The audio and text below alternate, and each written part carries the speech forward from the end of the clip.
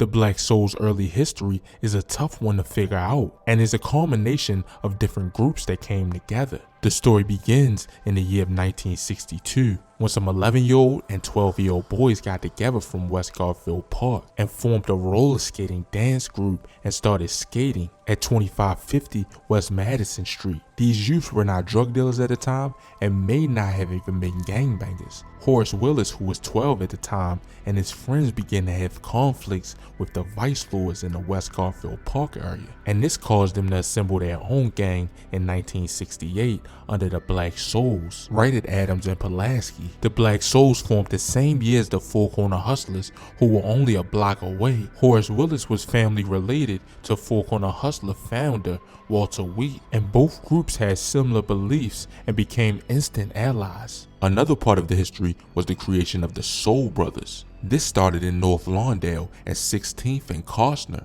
It was created in 1968 by Frank Davis, who was the cousin of Horace Wallace and Walter Wheat. The Soul Brothers were known to be active in the North Lawndale community in the K-Town section by the late part of the 1960s. Another group to mention is the Impressionists that began about the same time as the Black Souls and the Soul Brothers. The Impressionists also came from the K-Town part of the North Lawndale, and they were rivals of the Soul Brothers in these early years. From what's told, the Soul Brothers and the Impressionists were more violent than the Black Souls, and the Soul Brothers and the Impressionists made the newspaper in 1968 and 1969, but the Black Souls were not in the media at the time. And in one September 10, 1969 article, the Impressionists killed a member of the Black Souls, shooting him in the head. And by 1968, it was hard to come up unless you was a serious tough and violent outfit from the North Lawndale streets.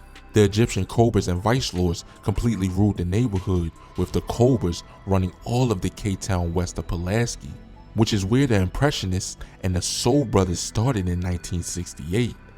It was rumored that Horace Wallace was a vice lord before forming the Black Souls. In 1968, Walter Wheat invited the Black Souls to settle on the west side of Pulaski, right next to Four Corner Hustlers' original territory, which is on the east side of Pulaski. It isn't really known how violent or aggressive the Souls were in the 60s, but the group became much more aggressive and violent in 1969, when the founder Horace Wallace, aka King Pee-wee, was killed during a robbery attempt of a car wash. It is not known if Willis was armed or not, but one day in 1969, he was attempting to rob a car wash and the police showed up. And allegedly, when they showed up, he ran away and they shot him in the back, which this was common to happen to suspects back in these days. They shot him a total of 30 times in his back while he was running away. This story never made the papers and the officers were never punished, but the Black Souls were enraged after his death and they ended up rebranding themselves as the Mad Black Souls. That name also may have something to do with the alliance with the Four Corner Hustlers. The Mad Black Souls made the newspaper for the first time in 1970, and in the 1972's article, the Souls were labeled as one of Chicago's most violent street gangs,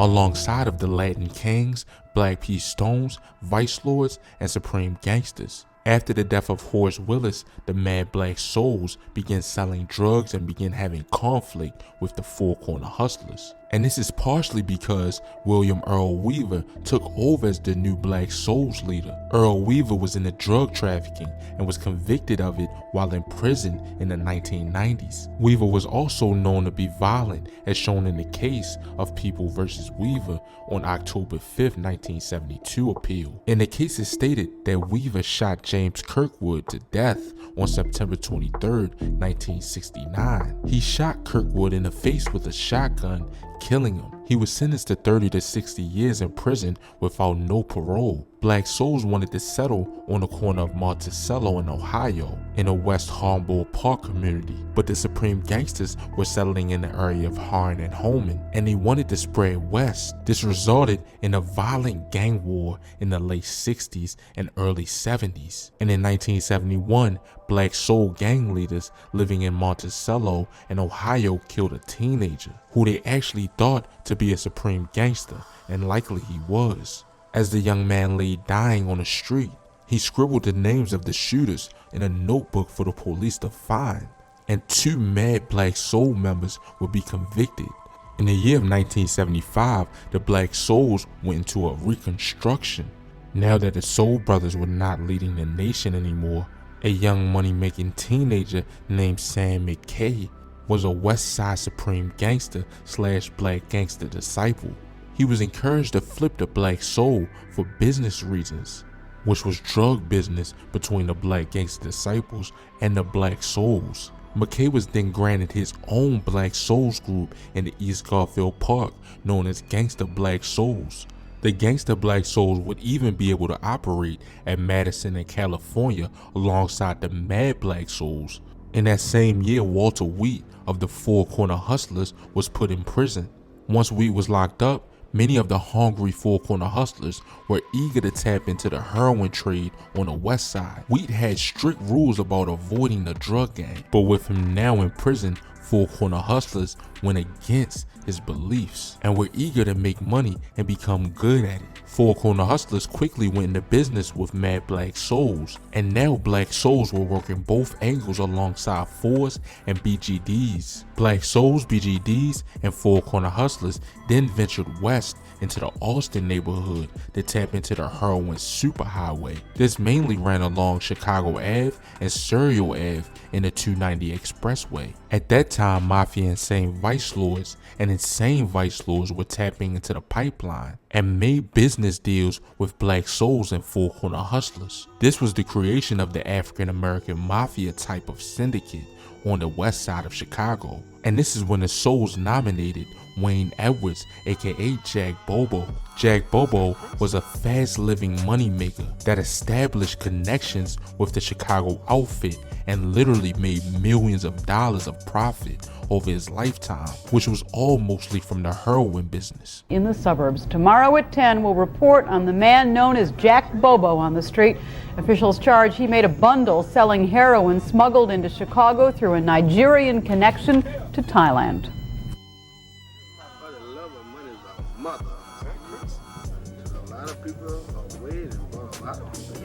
Money is something Wayne Edwards seems to know something about. On the west side, they call him Jack Bobo, and they see evidence of his success.